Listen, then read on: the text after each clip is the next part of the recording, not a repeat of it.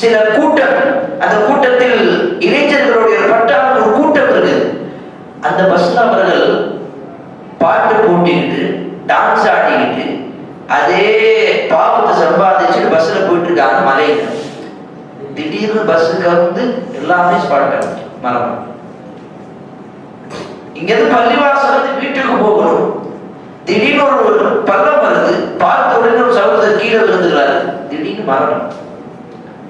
ஒரு 1 வருடம் 2 வருடத்துக்கு முன்பாக ஒரு கேட்ட சம்பவம். வெள்ளிக்கிழமை அன்று ஒரு சகோதரர், சில சகோதரர்கள் என்ன செய்வாங்க சொன்னா, மஸ்ஜித் பக்கத்துல இருக்கக்கூடிய அந்த கபரஸ்தான்ல அந்த கபரை தோண்டுவாங்க. ஒரு சகோதரர் அதே வெள்ளிக்கிழமை அந்த கபரை தோன்றாரு, ஒரு போட்டோ எடுக்கிறாங்க. திடீர்னு 1 மணி நேரத்துல கழிச்சு அதே கபரை அவர் புதைச்சிட்டாங்க, அடக்கம் செஞ்சுட்டாங்க. அவருக்கே தெரியாது நான் தோன்ற அந்த கபர் எனக்கு தான் அப்படின்னு. திடீர்னு மரணம்.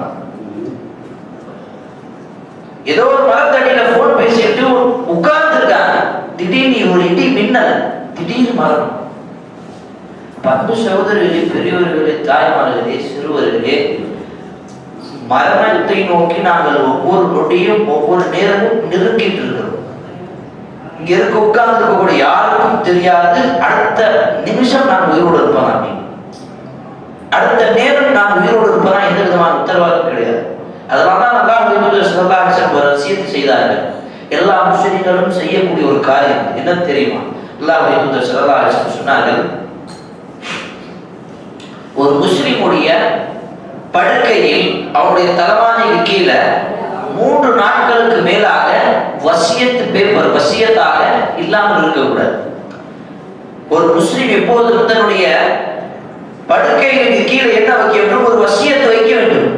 இவ்வளவு கடன் இருக்கிறது, இவ்வளவு நாம் கொடுக்கல் வாங்குறது இருக்குது, அல்லது இவ்வளவு என்னுடைய சொத்து இருக்குது, இப்படி எல்லாம் சரியாக ஒரு வசியத்தாக அவர் எழுதி வச்சுக்கணும். ஒரு முஸ்லிம் கட்டாயமாக செய்ய வேண்டிய ஒரு அமலம். ஏன் தெரியுமா? யாருக்கு தெரியும் எப்போது மரணம் வர முடியும்? கணவன் மனைவியோடு ரூம்ல படுத்திருப்பாங்க, காலை எழுச்சா ஒரு மரணம். பிள்ளைங்க திடீர்னு விளையாட்டு வந்தவனே தூங்கி இருப்பான், காலையில் எழுதிக்க முடியல, மூக்குல காதல் நடந்த திடீர்னு மரணம். சஹாபாக்கள் நடந்த சம்பவம் தான் நம்ம கேள்விப்பட்டிருப்போம்.